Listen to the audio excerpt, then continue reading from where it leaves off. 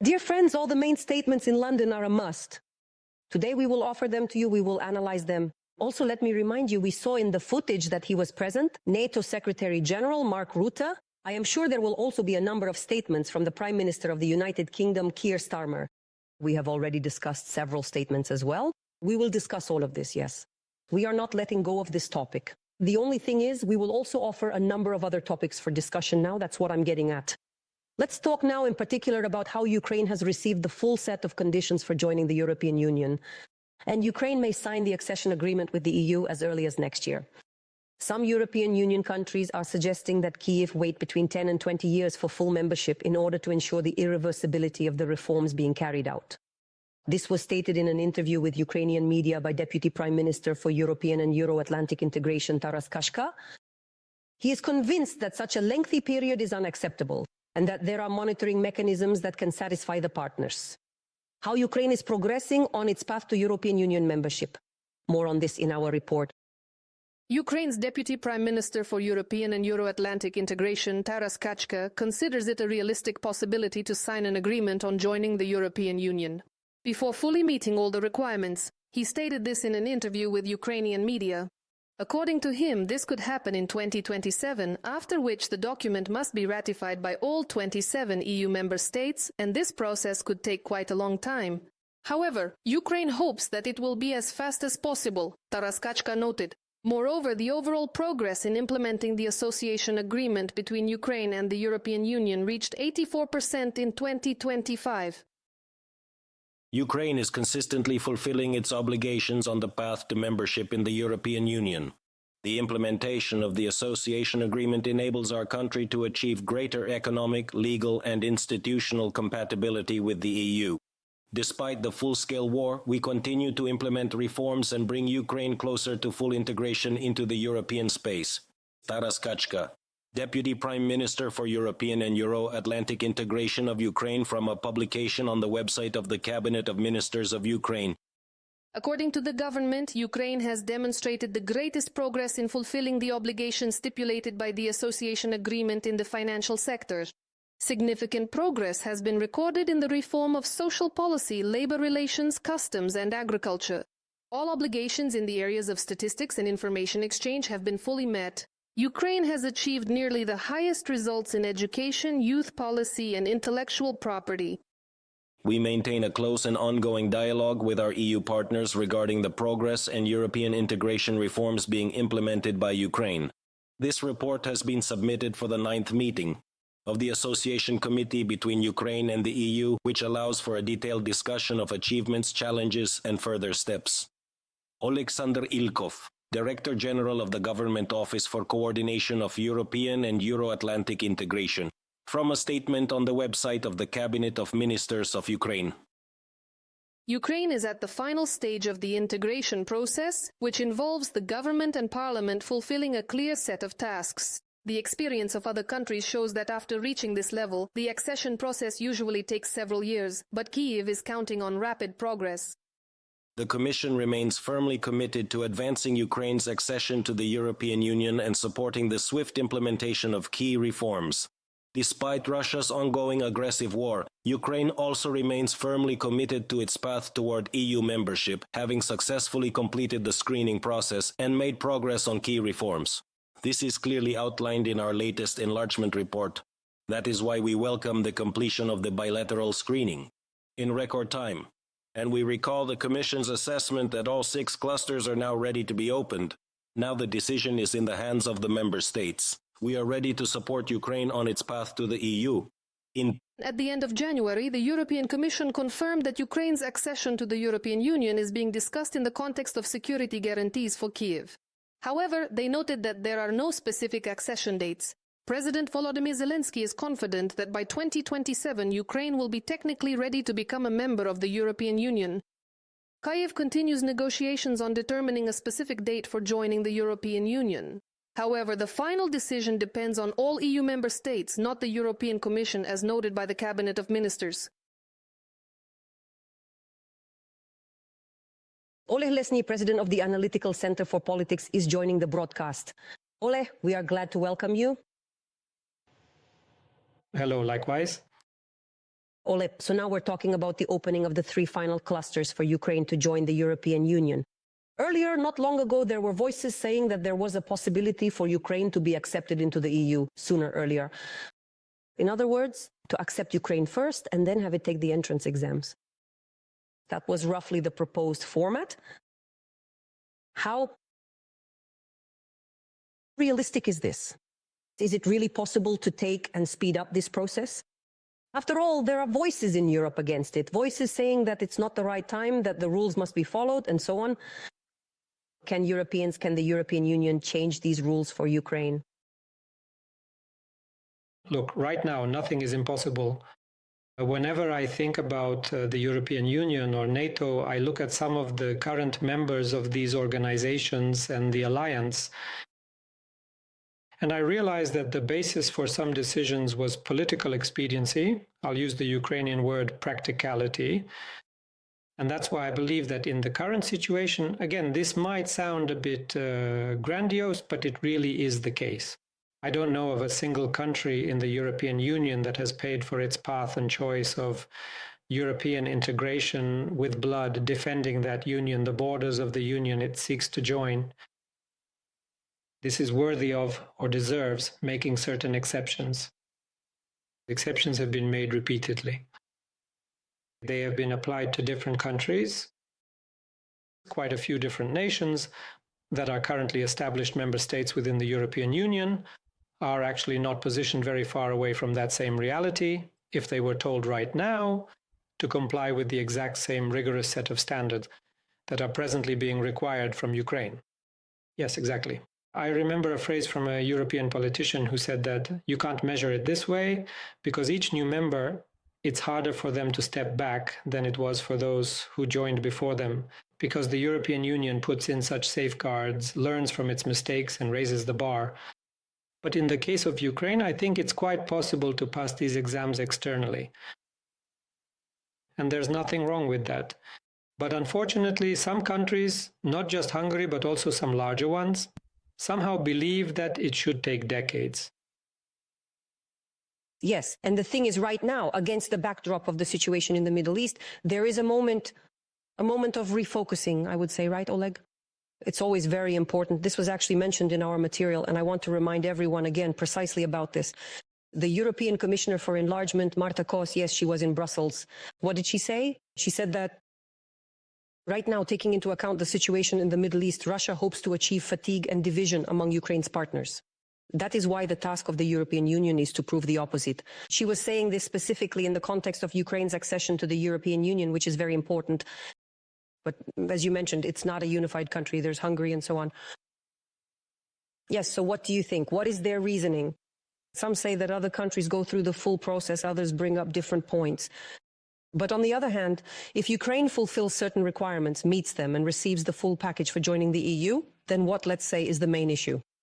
In your opinion, what is the most serious restraining factor, not only for Hungary, but also for those countries that have now joined the group, saying that Ukraine needs to wait 10 to 20 years?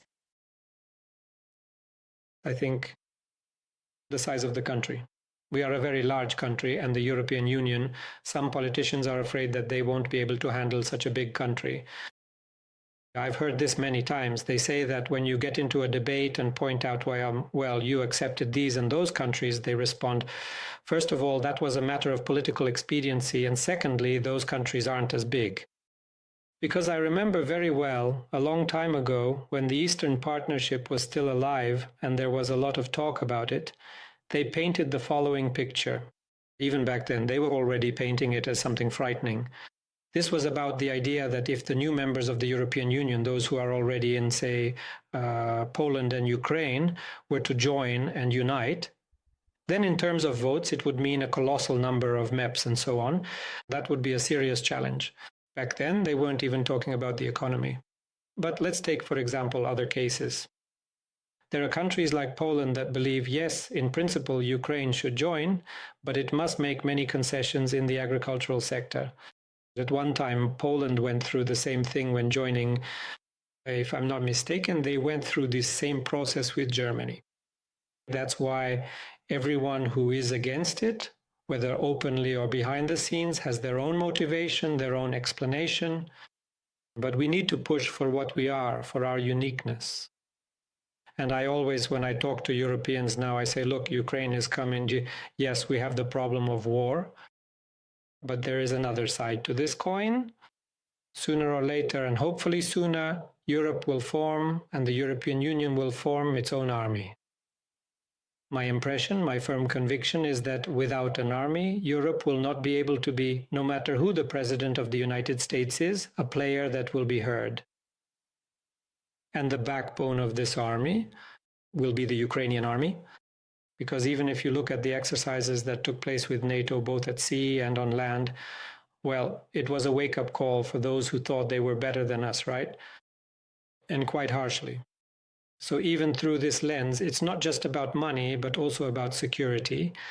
And Ukraine is the country that has enormous experience, which, thank God, thanks to us, meaning Ukraine, Europe does not have. Golden words, Oleg. Excuse me, I'll switch to another topic for a moment. We literally just watched Zelensky's speech in the British Parliament before the British parliamentarians. And you know, the United Kingdom is a country with established traditions. You could say it's one of the most conservative countries in the world. Yes, the parliamentarians, respected people, are sitting there. And Zelensky is rattling off iPads, drones, deep strikes, the online situation on the battlefield. And all of this, you know, somehow it feels like it is precisely the United Kingdom that is the first to fully utilize Ukraine's combat experience, launching the Artificial Intelligence Center. With Britain's help, it is opening in Kyiv. So, from this perspective, that's exactly how we should look at our own security. By using Ukraine's combat experience, why the United Kingdom? Why Europe? What is Europe lacking? Maybe it's simply because there are too many voices there, while the United Kingdom makes decisions for itself. You know, every coin has two sides. Brexit can be evaluated in different ways, right? Whether it's bad or good, exclusively for Britain. But from the perspective that benefits us, it's Britain, because it's not part of a union of many, it makes decisions quickly. And this is the country that clearly understands that Russia is an enemy.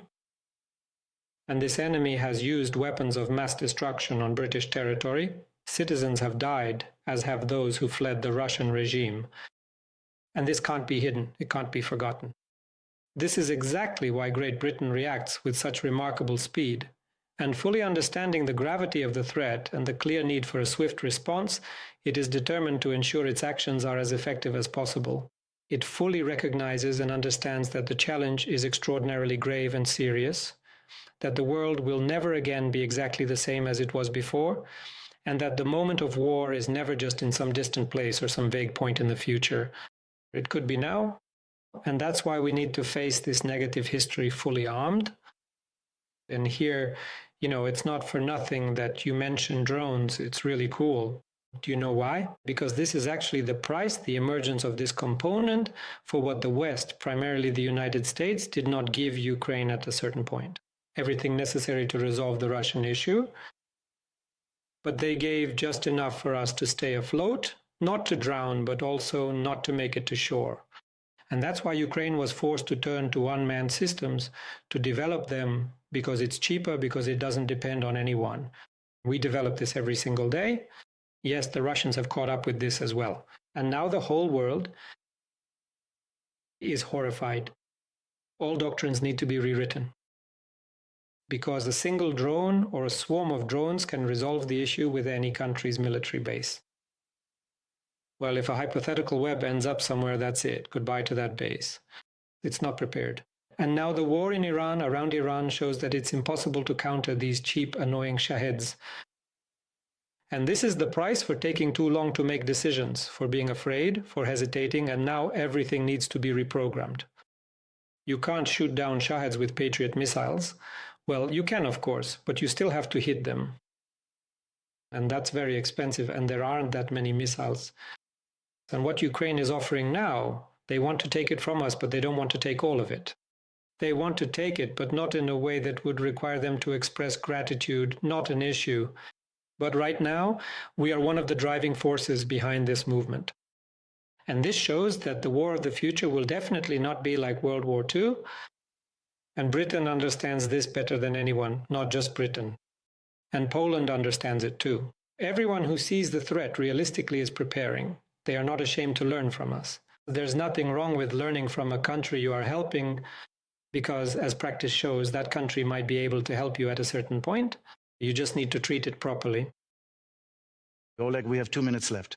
We'd like to hear your opinion regarding today's statement. Antonio Costa, the head of the European Council, said that the European Union needs to prepare for dialogue with Moscow. Earlier, the Prime Minister of Belgium spoke about this. He was praised by Fico, who said it was, so to speak, the voice of common sense. We understand whose tune Fico is playing to. So what is the point of this statement about preparing for dialogue? After all, it's not about energy resources. The European Commissioner for Energy, Dan Jurgensen, says there is no reason whatsoever to return to Russia's oil and gas dependency.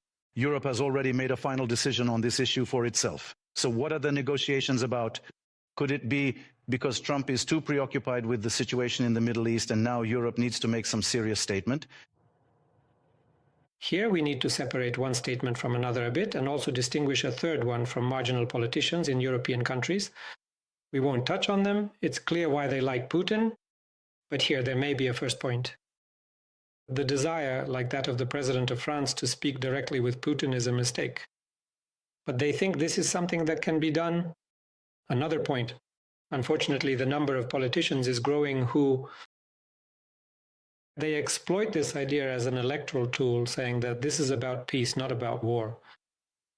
And if you talk to Putin, there will be peace. Again, this is also a mistake, but politicians are what they are. They exploit what in principle exists among their electorate, what can be sold and what might be popular. But I believe these are misguided desires. They will lead nowhere, as was demonstrated by the lengthy conversations between the President of France and Putin at the time. Thank you so much, Oleg, for being with us today. Oleg Lesny, President of the Analytical Center for Politics.